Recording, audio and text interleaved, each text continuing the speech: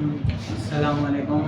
जैसे पिछले वीडियो में हमने इंग्लिश के अंदर पढ़ा था शुड का यूज़ वगैरह, तो इन चीज़ों का हमने यूज़ वगैरह पढ़ा था। तो आज पढ़ेंगे सेंटेंस। तो सेंटेंस पढ़ने से पहले ये पढ़ेंगे कि वर्ब क्या होता है।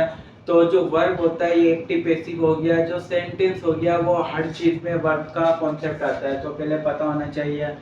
तो ये वर्ब का एक बहुत बड़ा चैप्टर है, ये आगे पढ़ेंगे। पहले सेंटेंस कवर करने के बाद जो इम्पोर्टेंट चीज़ें हैं पहले वो कवर करेंगे, देन वर्ब का चैप्टर स्टार्ट करेंगे। अभी जस्ट जितनी ज़रूरत है इतना पढ़ने की उतना पढ़ेंगे। जो वर्ब होता है वो एक एक्शन होता है, किसी भी काम को बताना उसको कहते हैं वर्ब। जैसे फॉर एग्जांपल प्ले हो गया, मतलब खेलना, कोई काम हो गया, राइट कोई काम हो गया। अब वर्ब को मतलब वो करेंगे तो इसकी टाइप्स होती है। वर्ब को जानने से पहले इनकी टाइप्स जानेंगे कि कितनी टाइप्स के वर्ब होते हैं। एक होता है हेल्पिंग वर्ब और दूसरा होता है मेन वर्ब। अब हेल्पिंग वर्ब की भी दो टाइप्स आती है, एक होती है प्राइमरी वर्ब और दूसरी होती है मॉडल वर्ब। हेल्पिंग वर्ब तो वो हेल्पिंग वर्ब और मेन वर्ब उसको बोलते हैं जो एक्शन बताने वाला हो गया, जैसे प्ले हो गया और जैसे राइट हो गया, गो हो गया, कम हो गया। मतलब कोई एक्शन बता रहा हो, कोई काम बता रहा हो तो उसको मेन वर्ब बोलते हैं। हेल्पिंग वर्ब की दो टाइप्स होती है, एक होती है मॉडल वर्ब और एक होती है प्राइमरी वर्ब। जो प्राइमरी वर्ब होती है इनकी भी अलग से तीन टाइप्स होती है, एक होती है बी और एक होती है हैव और तीसरी होती है डू। बी वाली फॉर्म वो होती है जो is, am, are. Helping verb जो होते हैं is, am, are, was, were. और जो हैव होती है जिसके अंदर हैज हो, हेड और हैव। डू होती है जिसके जैसे डू हो गया, डज हो गया और डिड हो गया। तो ये इनके फर्दर ये तीन टाइप्स होती है प्राइमरी के। और मॉडल वर्ब वो होते हैं जैसे कैन हो गया, कुड हो गया, नेवर हो गया और शुड हो गया, एंड विल हो गया, वुड हो गया। तो जो मॉडल वर्ब होते हैं ये टोटल होते हैं 13 मॉडल वर्ब होते हैं। तो ये मैंने आपको पिछली वीडियो में भी बताया हुआ है कि मॉडल वर्ब अपने बाद कौन सी फॉर्म लेके आते हैं। ये अलग चैप्टर होता है, जस्ट हमें पढ़ने हैं हेल्पिंग वर्ब वाला। जो प्राइमरी प्लस के अंदर मेन वर्ब, ये आपस में मिलके क्या बनाता है, सेंटेंस, टेंस बनाते हैं। तो टेंस की फर्दर कितनी टाइप्स होती है तो वो पढ़ते हैं। तो उम्मीद करता हूँ कि वर्ब का आप लोगों का कॉन्सेप्ट क्लियर हो गया होगा। वर्ब उसको बोला जाता है कोई भी काम बता रहा हो, जो एक्शन हो रहा हो, तो उसे बोला जाता है वर्ब। तो जितना भी आप लोगों को पढ़ने का मतलब ज़रूरत है अभी इतना पढ़ेंगे, तो आगे इनके बहुत बड़े चैप्टर है तो आगे उनको पढ़ेंगे। अभी जितनी ज़रूरत है उतना पढ़ते हैं। मेरा बात है कि टेंस किसे बोला जाता है। तो मैंने बताया कि वर्ब क्या होता है, कोई भी एक्शन बताने वाला वर्ड। एक्शन माने मतलब कोई काम हो रहा हो क्या। तो अब टेंस किसे बोला जाता है, टेंस एक वर्ब का वो पार्ट होता है जो एक्शन का टाइम बताए। अब एक्शन तो हो रहा है, वो खेल रहा है। अब वो कब खेल रहा है, वो सुबह खेल रहा है, शाम में खेल रहा है, कल खेल रहा था, परसों खेल रहा था या खेलेगा। तो अब इसका जो टाइम बताने के लिए जो इस्तेमाल करते हैं उसे बोला जाता है टेंस।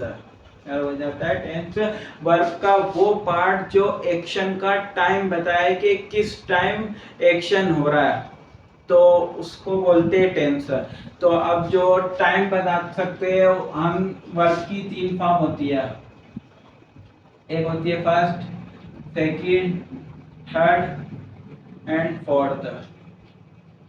और 5 भी होती है, पर वो हम उसके अंदर ईएस को मिलाकर वो पढ़ते नहीं है, जस्ट चार चार टाइप पढ़ते हैं वर्ब की फॉर्म के।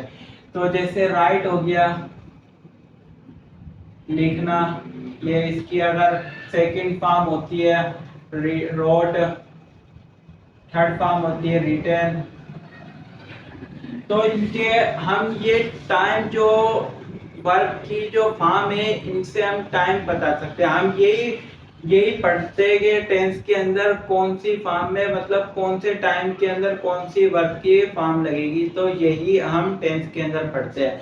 तो मैंने आपको बता दिया कि वर्ब की 4 फॉर्म होती है और वर्ब वो टेंस कितने होते हैं, और जो टाइम जो टेंस के अंदर जो वर्ब का जो एक्शन होता है वो किस टाइम होता है, तो वो 3 टाइम होते हैं। एक होता है पास्ट, एक होता है प्रेजेंट, और एक होता है फ्यूचर। ये 3 टाइम होते हैं जिसके अंदर हम बता सकते हैं कि कौन सा काम कौन से वो पास्ट में हो रहा है, फ्यूचर में हो रहा है, प्रेजेंट में हो रहा है।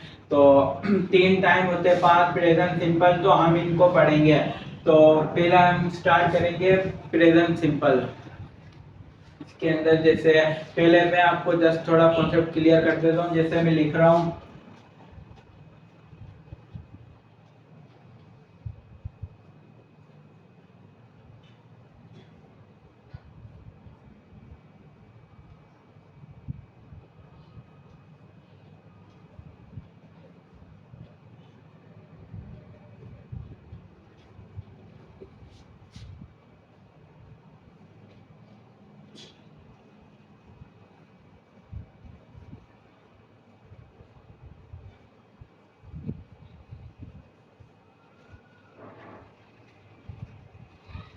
मैंने आपके सामने 3 टेंस लिखे हैं। एक लिखा है राहुल प्लेस क्रिकेट, दूसरा लिखा है राहुल प्लेड क्रिकेट, और तीसरा लिखा है राहुल विल प्ले क्रिकेट।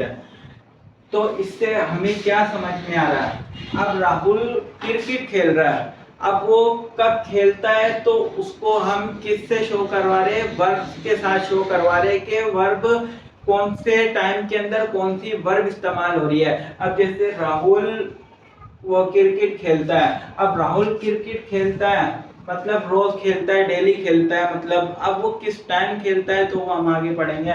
तो इसके लिए हम इस्तेमाल कर रहे हैं वर्ब की फर्स्ट फॉर्म। अब Rahul played cricket, Rahul cricket खेलता था, तो कब खेलता था, तो इसके लिए हम वर्ब की फॉर्म इस्तेमाल कर रहे हैं। तो second form Rahul will play cricket, Rahul cricket खेलेगा, तो इस मतलब खेलेगा, हर मतलब टेंस चेंज हो रहा है वर्ब के साथ और हेल्पिंग वर्ब के साथ। तो ये हो रहा है फ्यूचर के अंदर मतलब खेलेगा, तो इसमें वर्ब की क्या हो रही है, वर्ब की फर्स्ट फॉर्म। हम यही जानने के लिए अभी अजान हो रही है, अजान हो जाए देन स्टार्ट करते हैं।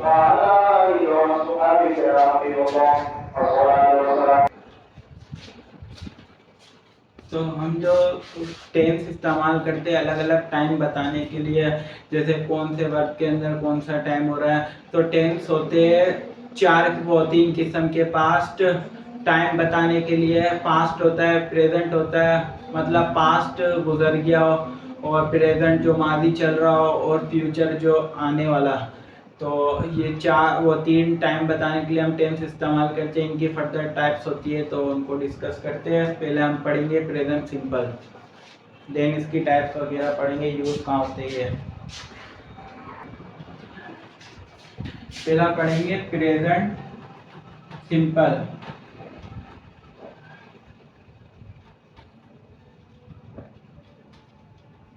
प्रेजेंट सिंपल या इनको इंडेफिनाइट भी बोलते हैं, प्रेजेंट सिंपल कोई। और टेंस होते बताने वाले टाइम के लिए, एक होता है पास्ट और फ्यूचर होता है। अब जैसे पास्ट सिंपल हो गया, अब एक होता है कंटिन्यूअस और पास्ट परफेक्ट, वो प्रेजेंट परफेक्ट या पास्ट परफेक्ट जो भी है वो परफेक्ट,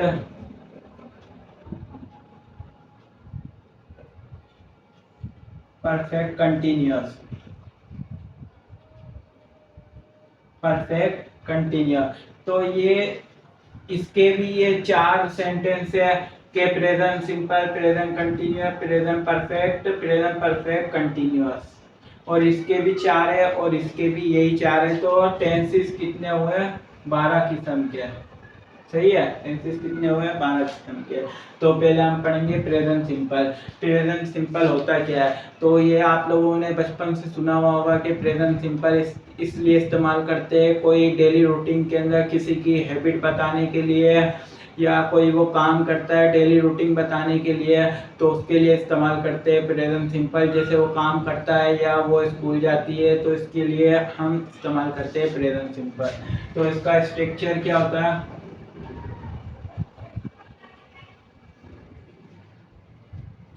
इसका स्ट्रक्चर होता है सब्जेक्ट प्लस का वर्ब की फर्स्ट फॉर्म के साथ, वर्ब की फर्स्ट फॉर्म के साथ, नहीं वर्ब की फर्स्ट फॉर्म, हाँ, प्लस के अंदर उसके साथ ई या ई एस का इजाफा, और ऑब्जेक्ट आगे जो भी है तो पता होगा। तो ये इसका है प्रेजेंट सिंपल का स्ट्रक्चर। अब दिखने में तो ये काफी इजी है, प्रेजेंट सिंपल, वो काम करता है या वो स्कूल जाती है। अब इसके अंदर जो मसला आता है, एक आता है एस और ई एस का, कि किसके साथ एस और ई एस लगता है और किसके साथ नहीं लगता है। तो जो सिंगुलर वर्ब हो, वो सिंगुलर जो सब्जेक्ट होंगे, सब्जेक्ट उनको बोला जाता है, जैसे शी हो गया, इट हो गया, ही हो गया, कोई भी सिंगुलर नाउन हो गया, जैसे अली लिख देता हूं मैं, तो इनके साथ इस्तेमाल करेंगे हम वर्ब की फर्स्ट फॉर्म के साथ ई और ई एस का इजाफा। ठीक है।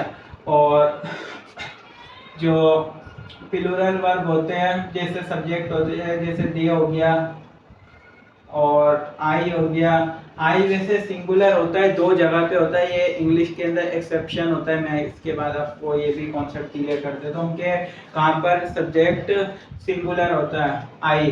तो इधर बता देता हूँ, जो आई होता है ये इंग्लिश के अंदर एक एक्सेप्शन होता है। आई जो सिंगुलर होगा या तो पास्ट कंटिन्यूअस में होगा, आई वाज, और प्रेजेंट कंटिन्यूअस के अंदर होगा। इन दो के अंदर आई जो होगा सिंगुलर होता है, और आई जो हम प्रोनाउन पढ़ते हैं उसके अंदर फर्स्ट, उसके अंदर आता है, फर्स्ट नाउन के अंदर ही आता है फर्स्ट। तो ये एक एक्सेप्शन है। और जैसे हो गया आई हैव, तो ये गलत हो जाएगा, क्या आएगा? I have. जैसे आई वर, जैसे आई, गलत हो जाएगा। तो जस्ट बस इन दो के साथ ही ये सिंगुलर होगा, कि प्रेजेंट कंटिन्यूअस के साथ आई वाज, और पास्ट कंटिन्यूअस और प्रेजेंट कंटिन्यूअस के साथ, बाकी जगह के ऊपर आई प्लूरल ही होगा।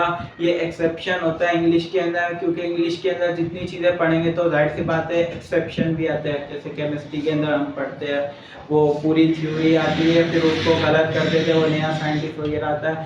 तो ये मैं आपको ये बताऊंगी, ये सिर्फ वो एक्सेप्शन है, आपको समझना होगा कि हाँ ये ऐसा है, इसके अंदर कोई वो नहीं है। तो आई, वो जैसे आई होता है सिंगुलर भी होता है, प्लूरल भी होता है। सिंगुलर जस्ट इन 2 जगह पे होता है, और प्लूरल बाकी हर सेंटेंस में आई को प्लूरल ही मानते हैं। और भी हो गया कोई भी प्लूरल नाउन हो गया, जैसे अली एंड हसनैन लिख देता हूँ मैं, अली एंड हसनैन। तो इसके साथ ई एस का इजाफा हम नहीं लगाएंगे,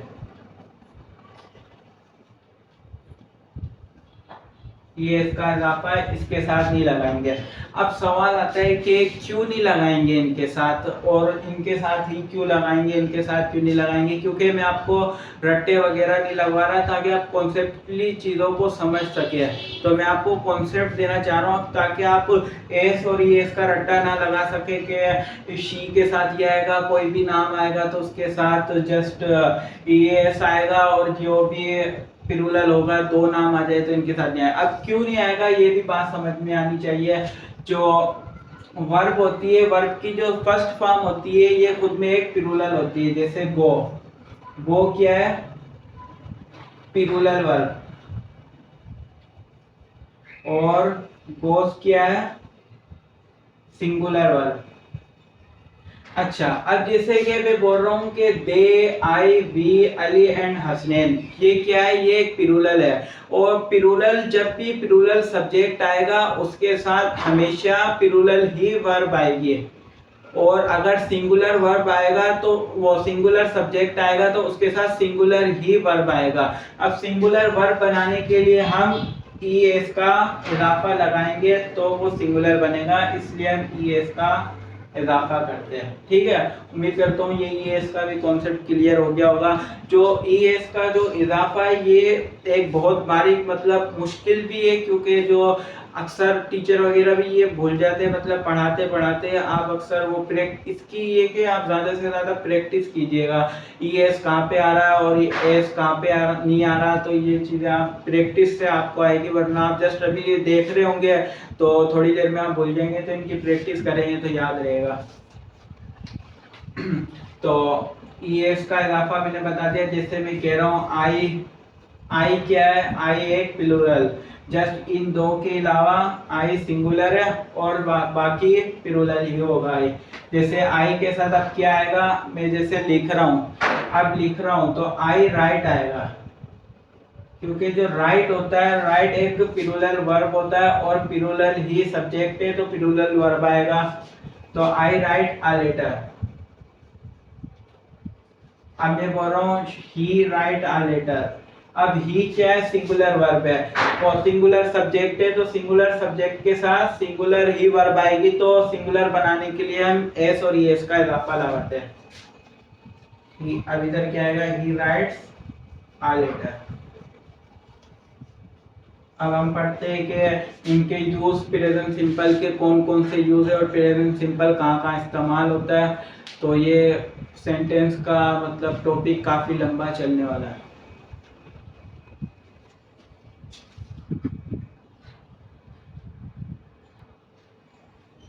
अच्छा, पहला यूज प्रेजेंट सिंपल का।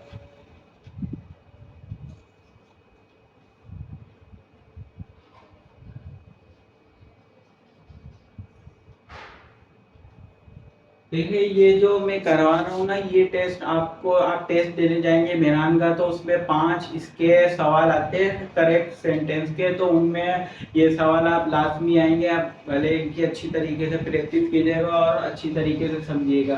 पहला यूज ऑफ प्रेजेंट सिंपल का होता है हैबिट बताने वाला। हैबिट बताने वाला या कोई डेली रूटीन में कोई मतलब कुछ बताना हो तो उसके लिए इस्तेमाल करते हैं प्रेजेंट सिंपल। तो ये पहला यूज है। जैसे फॉर एग्जांपल, जैसे मैं स्कूल जाता हूँ, आई गो स्कूल। और जैसे वो सच बोलता है, अब वो उसकी आदत है सच बोलने की है, वो सच बोलता है, ही ट्रू।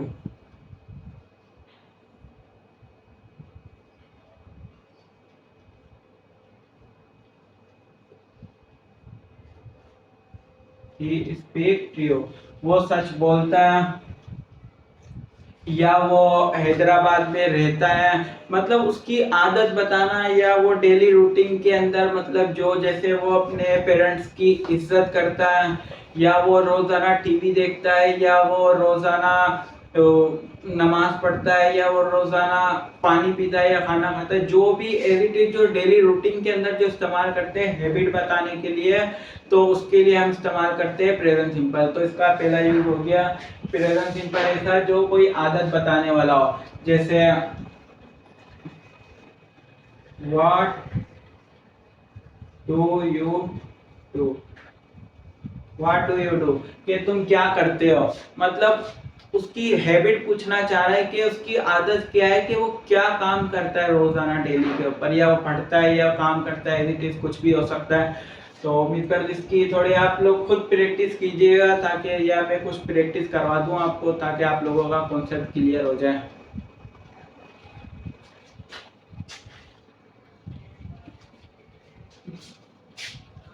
जैसे पहला सेंटेंस है, ही स्टेज वो, सॉरी ये वेयर का है।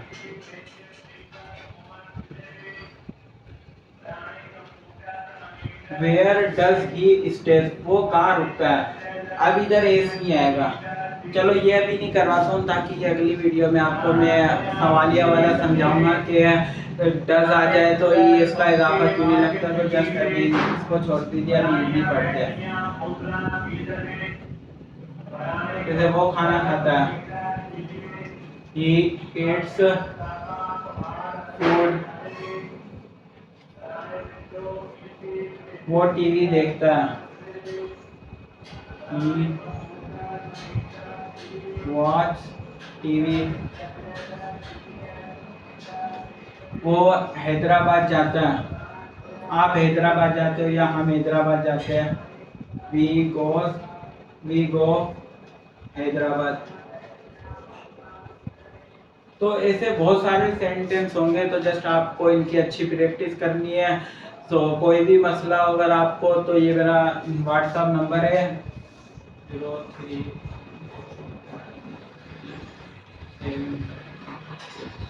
तो आप इस पे मुझसे कांटेक्ट करके कुछ भी, अगर आपको इसकी वर्ड मीनिंग वगैरह, अगर आप ज़्यादा से ज़्यादा वर्ड याद करेंगे तो वो आपके लिए स्पोकिंग में भी, स्पीकिंग के अंदर भी काफ़ी बेहतर रहेगी।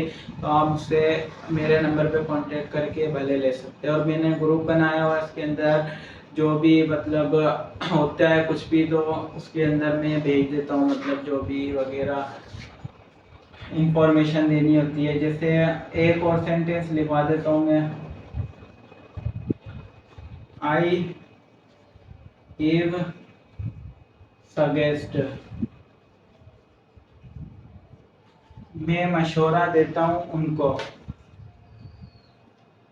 ठीक है, तो आप इनकी खुद आप प्रैक्टिस कीजिएगा। जितनी अच्छी आपकी प्रैक्टिस होगी उतनी आपकी ग्रामर भी अच्छी होगी और इंग्लिश भी अच्छी होगी। तो एस का ख़ास ध्यान रखना हमेशा, क्योंकि इसके अंदर बड़े बड़े जो टीचर वगैरह है वो भी अक्सर भूल जाते हैं इन चीज़ों को, एस और एस का इजाफे को, क्योंकि हमारी ज़बान के ऊपर इतना वो नहीं होता, क्योंकि प्रैक्टिस होती नहीं है। तो आपको जस्ट इनकी अच्छी प्रैक्टिस करनी है। Thank you.